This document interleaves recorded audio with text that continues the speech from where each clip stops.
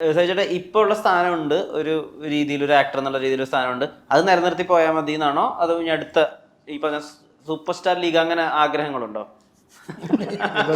ഇതേപോലെ പറഞ്ഞാൽ കൂടി പോകും, പക്ഷെ മാസത്തിലൊരു സിനിമ അത്യാഗ്രഹമൊന്നുമല്ല. ജീവിക്കണ്ടേ? ജോലി ചെയ്യുമ്പോഴല്ലേ ഒരാൾക്ക് സന്തോഷം വരും. അത് അതിനു വേണ്ടി, ബാക്കിയൊക്കെ സെക്കൻഡ്. ഞാൻ ജോലി എടുക്കാൻ അപ്പൊ ആ ഒരു ഇത് മാത്രമേ ഉള്ളൂ.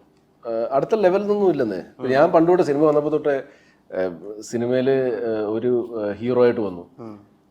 ഫസ്റ്റ് പോലെ തന്നെ ഒരു ഹീറോ ചെയ്യേണ്ട എന്താണ് ഇപ്പം ചെയ്യുന്ന റൊമാൻസ്, നല്ല പാട്ടുകൾ, ഇവിടുത്തെ ലെജൻസ് പാടിയ പാട്ടുകൾ ലിപ്സിങ് ചെയ്യാൻ പറ്റുന്നു, ഫൈറ്റ് ഉണ്ട് അതിൻ്റെ അകത്ത്.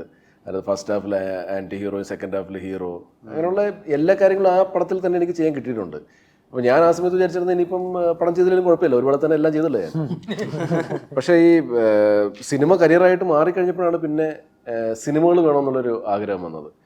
അപ്പോൾ അത് തന്നെ ഇപ്പോഴും ഉള്ളൂ. സിനിമകൾ കിട്ടണം, നമുക്ക് മര്യാദയ്ക്ക് അഭിനയിക്കാൻ പറ്റണം, ഇതൊക്കെ തന്നെയുള്ളൂ. അല്ലാതെ ഒരു അടുത്തൊരു ലെവൽ, ഇപ്പോൾ ചില ആൾക്കാർ കഥ പറയാൻ വേണ്ടി വരുമ്പോഴത്തേക്കും പറയാറുണ്ട്, ഇത് സൈജു ഗ്രൂപ്പിൻ്റെ അടുത്ത ലെവലായിരിക്കും ഇത് നമ്മൾ ചെയ്താലെന്നൊക്കെ പറയും. അപ്പോൾ എനിക്ക് അത് പറയുന്നത് തന്നെ എനിക്ക് എന്താണ് ഒരു 50% എനിക്ക് ഇഷ്ടപ്പെടാണ്ട് വരും ആ കഥ പറയുന്നതിന് മുമ്പേ. എന്നുവെച്ചാൽ ഇത് പറയാൻ പാടില്ല ആക്ച്വലി. ഇത് ഓഡിയൻസ് ആണല്ലോ ഡിസൈഡ് ചെയ്യുന്നത് ഇത് ഏത് ലെവലിലേക്ക് കൊണ്ടുപോകണം എന്നുള്ളത്.